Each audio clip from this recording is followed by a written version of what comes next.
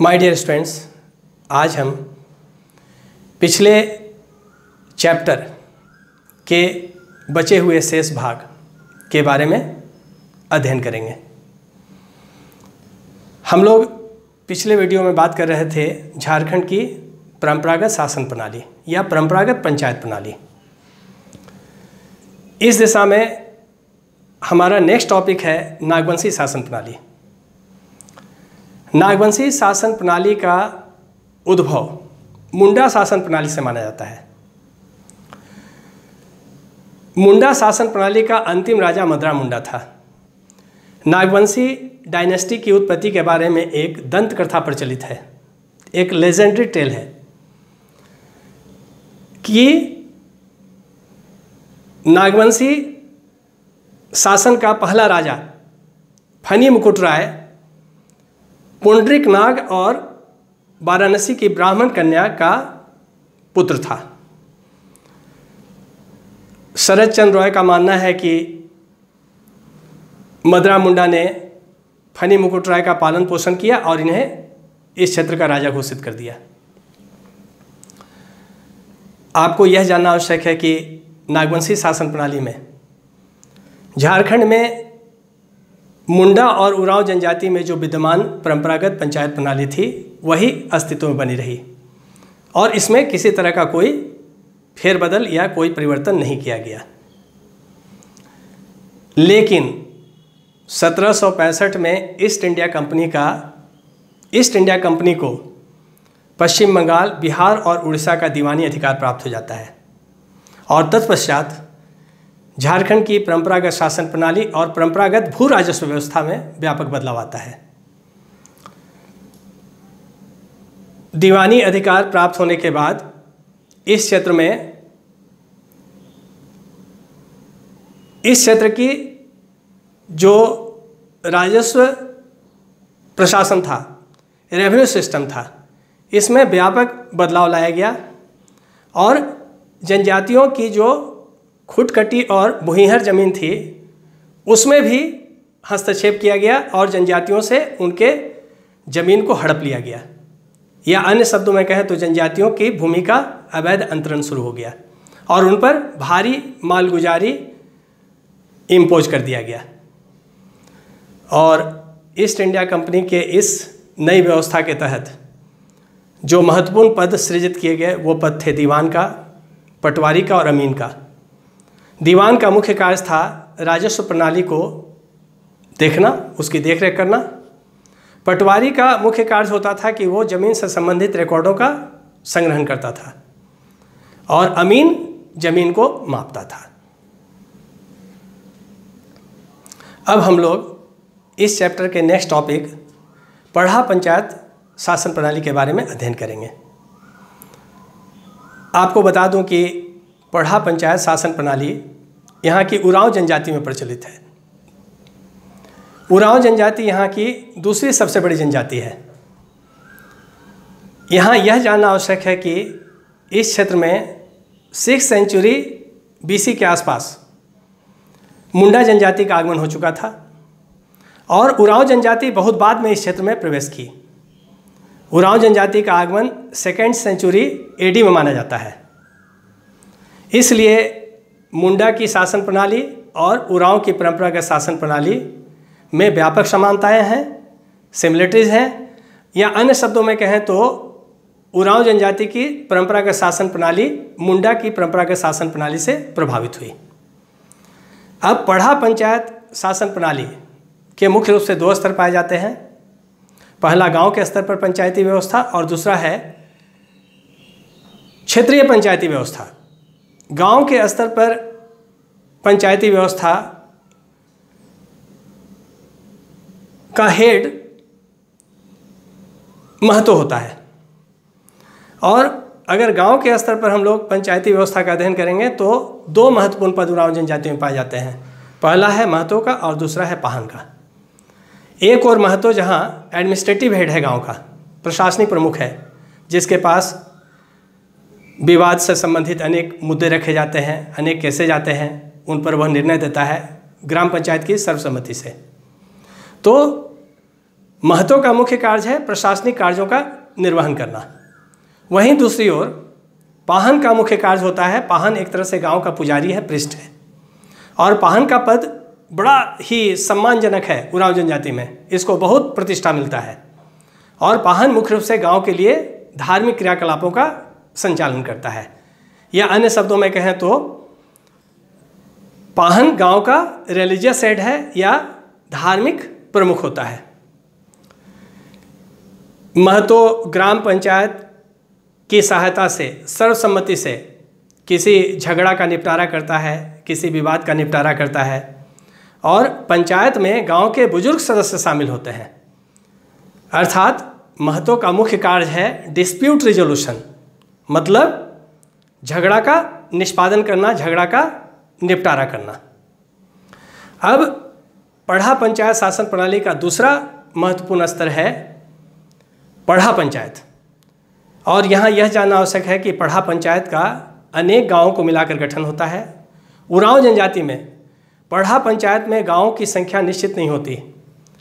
संभव है कि 5 गांव से भी को मिलाकर के भी एक पढ़ा पंचायत का गठन हो जाए, 7 गांवों को भी मिलाकर पढ़ा पंचायत का गठन हो जाए, और जो गांवों की संख्या होती है प्रायः उसके आधार पर ही, गांव की जो संख्या होती है उसके आधार पर ही पढ़ा पंचायत का नामकरण होता है। पढ़ा पंचायत का हेड पढ़ा राजा होता है। वैसा मामला जिसका निपटारा ग्राम पंचायत के स्तर पर मुखिया के द्वारा नहीं हो पाता है, या ग्राम पंचायत के निर्णय से अगर कोई व्यक्ति असंतुष्ट है तो वो अपील करता है पढ़ा पंचायत के पास, और उसका निपटारा पढ़ा राजा करता है, जिसका निर्णय सभी के लिए मान्य होता है और सभी के लिए अनिवार्य होता है। तो एक तरह से हम लोग कह सकते हैं कि पढ़ा पंचायत एपेलेट बॉडी है, जहां ग्राम पंचायत के निर्णय के विरुद्ध अपील होता है और उस पर और ऐसे मामलों पर सुनवाई होती है। अब हम लोग एक नज़र में देखेंगे कि पढ़ा पंचायत शासन प्रणाली के महत्वपूर्ण पदाधिकारीगण कौन कौन से हैं, उनकी क्या भूमिका है, उनका स्वरूप कैसा है, जिसको हम लोग कहते हैं इम्पॉर्टेंट फंक्शनरीज। तो सबसे पहले हम लोग देखेंगे महतो, और जैसा कि हमने आपको बताया कि महतो गांव का एडमिनिस्ट्रेटिव हेड है।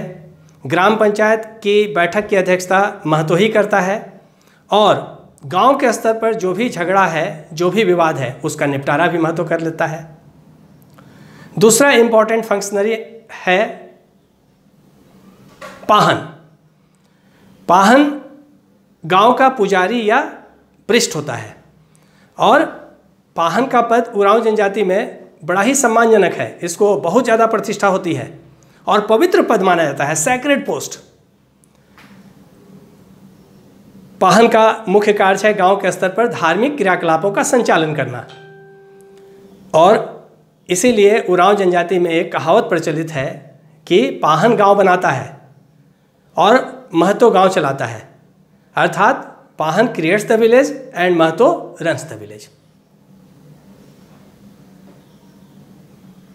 अगला इम्पॉर्टेंट फंक्शनरी उरांव जनजाति के शासन प्रणाली में पढ़ा राजा है। जैसा कि हम लोग बात कर चुके हैं कि पढ़ा का गठन अनेक गांवों को मिलाकर होता है, जिनकी संख्या निश्चित नहीं होती, और इसका हेड, इसका प्रमुख पढ़ा राजा होता है। पढ़ा राजा पढ़ा के बैठक की अध्यक्षता करता है, और वैसा मामला जिसका निपटारा ग्राम पंचायत के स्तर पर नहीं हो पाया है, उसका यह निपटारा करता है। इसीलिए इसको हम लोग एपेलेट बॉडी या अपील की व्यवस्था भी कहते हैं। अगला महत्वपूर्ण पद दीवान का पद है पढ़ा पंचायत शासन प्रणाली में, और दीवान मुख्य रूप से पढ़ा राजा के कार्यों में एक असिस्टेंट या सहायक की भूमिका निभाता है। नेक्स्ट फंक्शनरी है कोटवार, जिसको हम लोग मैसेंजर भी कहते हैं। इसकी मुख्य भूमिका है गांव में जो पंचायत का निर्णय आया है या जो सज़ा दी गई है, उसकी सूचना गांव के लोगों तक पहुंचाना, अर्थात यह संदेश वाहक की भूमिका निभाता है। इसके बाद एक और महत्वपूर्ण पद है पान भरा। इसका मुख्य कार्य है कि जब पंचायत की बैठक चल रही हो, चाहे वो पढ़ा राजा की बैठक हो, चाहे वो महतों की बैठक हो, तो बैठक में यह खाना और मद्यपान की व्यवस्था करता है। स्टूडेंट्स, हमारा अगला टॉपिक है मुंडा मान की शासन प्रणाली। मुंडा मान की शासन प्रणाली हो जनजाति में प्रचलित है। हो झारखंड की चौथी सबसे बड़ी जनजाति है और हो जनजाति का मुख्य संकेंद्रण पश्चिम सिंहभूम जिला का कोल्हान और पोड़ाहाट क्षेत्र है। अंग्रेजों ने हो जनजाति में विद्यमान मुंडा मान की शासन प्रणाली को डिस्टर्ब किया और देश के सामान्य शासन प्रणाली को उन पर थोपने का प्रयास किया। इसका एक बहुत ही बुरा परिणाम हुआ और 1831-32 में हो जनजाति ने एक विद्रोह कर दिया, जिसे कोल विद्रोह के नाम से जाना जाता है। विल्किंसन ने इस चीज़ को समझा और इस क्षेत्र में फिर से शांति स्थापित करने के लिए इन्होंने एक नियमावली बनाई, जिसे हम विल्किंसन नियमावली के नाम से जानते हैं, और यह 1837 में लागू हुआ।